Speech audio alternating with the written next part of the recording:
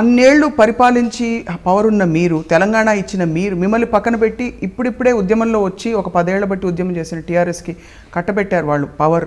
ఆ తర్వాత వచ్చిన ప్రతి బై ఎలక్షన్లో అండ్ ప్రతి జిహెచ్ఎంసీ కావచ్చు, ఒకటి ఏది కాదు, everything they have had a clean sweep.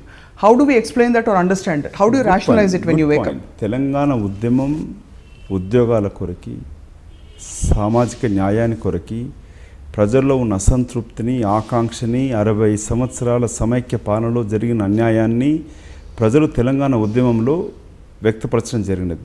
దానికి అన్ని వర్గాలు, కులాలు, మతాలు ఏకమవ్వడం జరిగినది. విద్యార్థి లోకం నుంచి ఉపాధ్యాయ, ఉద్యోగ సంఘాలు అన్నీ ఏకమై, రాజకీయ పార్టీలు ఏకమై జరిగింది. ఆ యొక్క ఆలోచనని, అవకాశాలని, అవసరాలని ప్రజలను గుర్తించి అబద్ధాల ప్రకటనలతోటి టీఆర్ఎస్ పార్టీ నాయకుడు ఏనుగులపైన ఊరేగుతూ చేయడం జరిగినది. మీరు ఒక ఉదాహరణ తీసుకుంటే, మహారాష్ట్రతో ఒప్పందం అని అంటూ వచ్చి ఒంటల మీద ఊరేగిన టీఆర్ఎస్ పార్టీ ముఖ్యమంత్రి గారు ఇవాళ మళ్ళీ 23 తారీఖులో ఒప్పందం అని అంటున్నాడు. మహారాష్ట్రతో ఏం ఒప్పందం ఉన్నది? నీకు ఉన్న మెయిన్ ఇబ్బందులన్న పొరుగు రాష్ట్రమైన తెలంగాణ, ఆంధ్రప్రదేశ్ రాష్ట్రంతో ఇద్దరు చంద్రులు కలకి ఉంటూ అతను మన గవర్నర్ చెప్తా ఉన్నాడు, వీళ్ళకి వ్యక్తిగతం కలిసినప్పుడు ఆయన శేఖర్ అంటాడు, నేను బాబు గారు అంటాడు, కలుసుకుంటారు, కౌలించుకుంటారు, ఛాయలు తాగుతారు.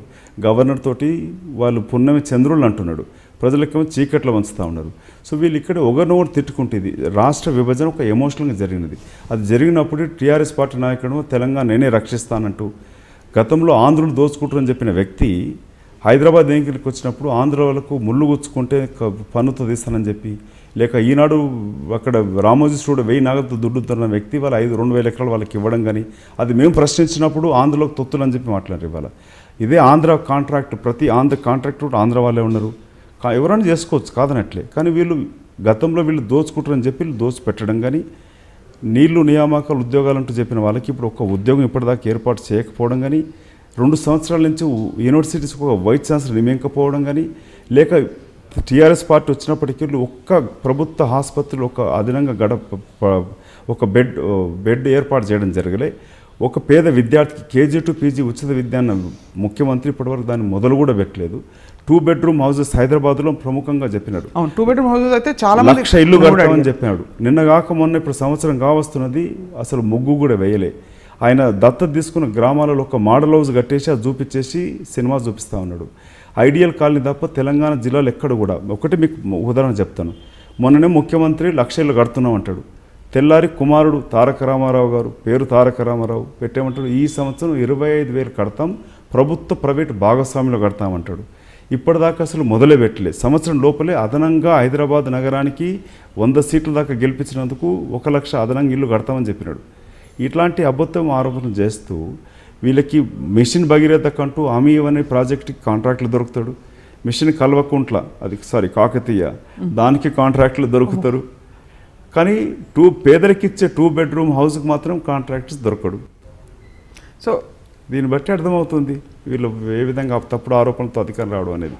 సో అందుకే నేను ఏంటంటే, మేము ఓడిపోవడానికి కారణం ఇట్లాంటి ఎన్నో ఆశలు కల్పించి వచ్చింది. వాళ్ళు ఇంకా ఆశలు ఉండే, ఇప్పుడు నిజం తెలుసుకొని ప్రజలు బయటకు. So what is the moral of the story? అయితే moral of the story is ఒక ప్రముఖ సీనియర్ పోలీస్ అధికారి చెప్పడం జరిగింది ఏంటంటే, 2.5 సంవత్సరాల లోపలనే ఇంత వ్యతిరేకత అనేది నేను ఎప్పుడు చూడలేదు. నా యొక్క 25 ఇయర్స్ ఆఫ్ ఎక్స్పీరియన్స్లో ఒక సీనియర్ ఐఏఎస్ అధికారి కూడా చెప్తా ఉండేది.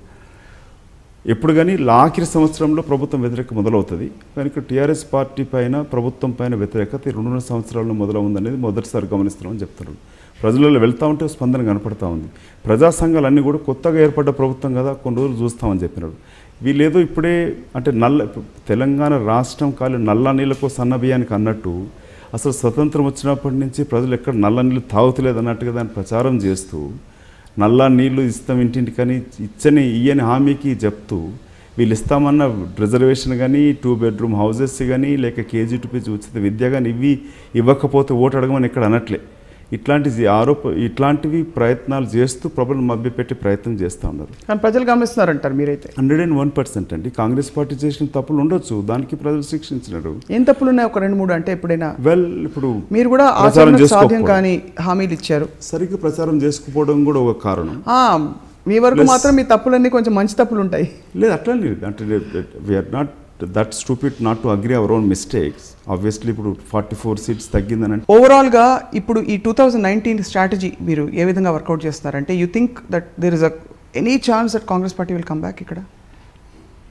తెలంగాణ రాష్ట్రంలో, ఆంధ్ర రాష్ట్రంలో కూడా వస్తుంది, ఇక్కడ కూడా వస్తుంది. ఆంధ్ర రాష్ట్రం వదిలేద్దాం, అసలు నేను అడగను కూడా అడగలేదు మిమ్మల్ని. తెలంగాణ మరి అంత ఘోరమైన ఓటమి, I was appalled when we heard the results. Yes అండి, it's definitely heartening. As a party పరంగా మేము తీవ్రంగా నష్టపోయినాం.